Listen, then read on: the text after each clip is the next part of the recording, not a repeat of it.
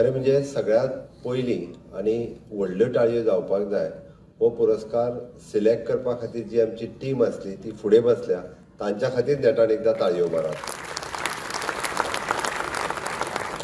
कारण पुरस्कार मेळ्ळ्या उपरांत तेंचो व्हिडियोज तुमी सगळ्या जाणांनी पळयले आनी व्हिडियोज पळयल्या उपरांत कोणूच खंयसरूच म्हणचो ना की हाज्या खातीर कोणी तरी पार्सलिटी केली किंवा कोणी तरी प्रेशर लायलो अशें कोणूच म्हणचो ना. कारण आय एम सॅटिस्फायड की ज्या पद्दतीचे पुरस्कार तुम्ही चूज केल्या एका पेक्षा एक ज्यांचे कला क्षेत्रात काम आसा, साहित्य क्षेत्रात काम आसा, नाटक क्षेत्रात काम आसा, तियात्र क्षेत्रात काम आसा, हांव तेंच्या डिटेलात वचना.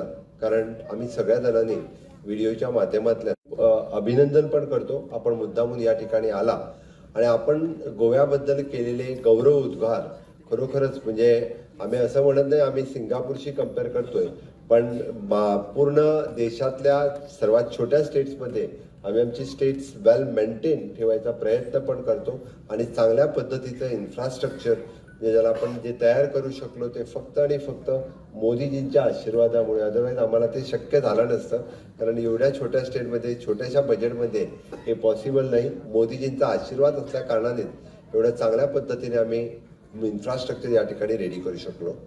मी सदोदित म्हणत असतो की म्हणजे गोव्यामध्ये इन्फ्रास्ट्रक्चर डेव्हलपमेंट आणि ह्युमन रिसोर्स डेव्हलपमेंट या दोन गोष्टीवरती आम्ही भर देतो.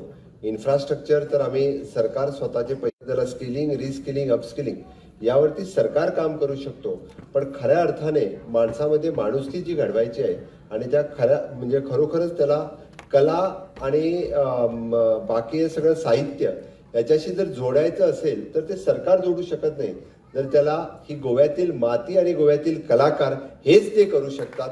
आणि त्याच कारणाने आजपर्यंत म्हणजे आपण बघतोय की म्हणजे मनोहरराय सरदेसाई असून की बाकी सगळेजण जे साहित्यिक बाकीबा बोरकर असेल किंवा आपण म्हणतोय की मनोहर साहित्यातले भजन सम्राट मनोहरबुवा शिरगावकर असेल, यामुळेच गोव्यामध्ये ही भजन परंपरा जन्माला आली. भजन परंपरा म्हणजे आम्ही एकदा कंपेअर करतोय की महाराष्ट्रातल्या एवढ्या मोठ्या प्रदेशामध्ये तर उद्या म्हणजे संगीत नाटक जर करायचं झालं तर डेफिनेटली पहिल्या 3 मध्ये आम्ही असू. एवढ्या कॉम्पिटमध्ये तुमच्या बरोबर आम्ही सातत्याने आजही आहोत की पहिल्या 3 मध्ये पूर्ण देशात जर मराठी नाटक जर झालं पहिल्या 3 मध्ये आम्ही असतो. आणि भजन परंपरा जर म्हणजे भजनाची जर कुठं देश लेवलवरती स्पर्धा झाली तर त्या भजन स्पर्धेमध्येही आम्ही पहिले असू हे मी म्हणजे सांगू शकतो. कारण गोवा जरी छोटासा असला तरी या छोट्याशा गोवामध्ये म्हणजे चांगल्या पद्धतीने जसं नाटक आणि भजन करणारे लोक आहेत त्याच पद्धतीने ग्लोबल लेवलवरती पोहोचवणारं तियात्र सुद्धा तेवढ्या चांगल्या पद्धतीने सादर करणारे तियात्रिस्ट आणि कलाकार आमच्याकडे आहेत. आजही गोव्यातील तियात्रिस्ट आणि कलाकार हे ग्लोबल लेवलवरती म्हणजे पोर्तुगाल असेल, फ्रान्स असेल, ऑस्ट्रेलिया असेल या ठिकाणी वेगवेगळ्या पद्धतीने not only the Goan community पण ज्या ठिकाणी बाकीचीही कम्युनिटी आमचं तियात्र पाहण्यासाठी तिथं येतात. त्यामुळे तियात्र या सुद्धा म्हणजे जे कलाकार त्या ठिकाणी सादर करतात त्यांचंही मी खूप खूप अभिनंदन करतो. मल्टी लँग्वेजमध्ये आणि तियात्र या ग्लोबल लेवलवरती नेण्यासाठी त्यांचं खूप मोठं योगदान आहे आणि ह्या तियात्र पाहण्यासाठी सुद्धा खूप मोठी लोक त्या ठिकाणी येतात. म्युझिक ह्याबद्दल तर सांगायलाच नको. ज्या पद्धतीने भजन, हार्मोनियम, पेटी, तबला आणि मांडोलिनापासून ती बाकी सगळे आमचे सगळे जे म्युझिक लवर आणि म्युझिक वाजवणारी जे लोक या ठिकाणी आहेत, मला नाही वाटत की अजून अशा पद्धतीने ही परंपरा जपणारे लोक अजून दुसऱ्या कुठेही असणार नाही. सरकार फक्त त्यांना अशा पद्धतीने सहकार्य देण्याचं काम हे सातत्याने करत आलेलं आहे. किंवा पिक्चर काढण्यासाठी आमची स्कीम आहे, त्यामध्ये जर आता मराठी आणि कोकणी किंवा गोव्यातील कलाकार असेल तर त्या स्कीमचा आम्ही विचार करू. पण तुम्ही आमच्या गोव्यातील कलाकारांना त्यामध्ये सहभागी करून घ्याल तरच त्याचा आम्ही नक्कीच विचार करून घेऊ. म्हणजे गोव्यातील कितीतरी मराठी याच्यामध्ये सुद्धा काम करणारे बरेच कलाकार आहेत, अशांसाठी आम्ही सातत्याने विचार करतो.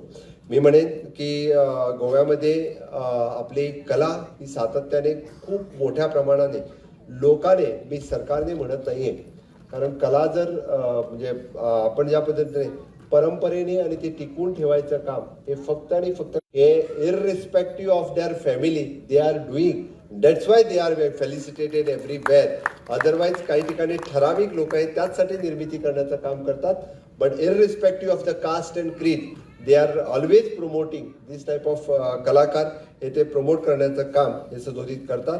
गोवा सरकार हे गेली कित्येक वर्ष अशा पद्धतीचे कार्यक्रम करतात आणि त्यातल्या त्यात भर म्हणजे आमच्या art and culture minister Shri Govind Gawade दरवर्षी नवीन अवॉर्ड कुठल्याही पद्धतीचा घालून तेही काम करण्याचं म्हणजे यावेळी युवा सृजन पुरस्कारामध्ये त्यांनी घातलेली कलावृद्धी पुरस्कार हा त्याने ॲड केलेला आहे आणि अशाच पद्धतीचे लायब्ररियन असेल किंवा लायब्ररी असेल म्हणजे चांगली लायब्ररी जरी मेंटेन करायची असेल तरी हा पुरस्कार खूप महत्त्वाचा असतो. मला वाटतं मी फक्त गोव्यातील सगळ्या युवक आणि युवतींना आव्हान करेन म्हणजे वरती बसलेल्या सगळ्या कलाकारांकडनं आपण कितीतरी मोठ्या प्रमाणात आपण शिकू शकतो आणि शिकण्यासारखं त्यांच्याकडं खूप काही आहे. या सगळ्या म्हणजे फक्त म्हणजे आपण जसं नोकरी आणि नोकरी याच्याच मागं न लागता आपला व्यवसाय असेल किंवा व्यवसाय सांभाळून किंवा नोकरी सांभाळून कलेची वृद्धी व्हावी म्हणूनही यांच्याकडून खूप काही घेण्यासारखं आहे. आपल्या सगळ्यांनी या सगळ्यांकडून घ्यावं. ज्यांना यूथ अवॉर्ड मिळालेले आहेत त्यांचंही मी खूप खूप अभिनंदन करतो. You people are the role model for the state आणि स्टेट यूथ. डेफिनेटली आपलं काम आपल्या हातून यापुढेही असंच खूप चांगलं काम गोव्यासाठी आणि कालांतराने भारत देशासाठी व्हावं.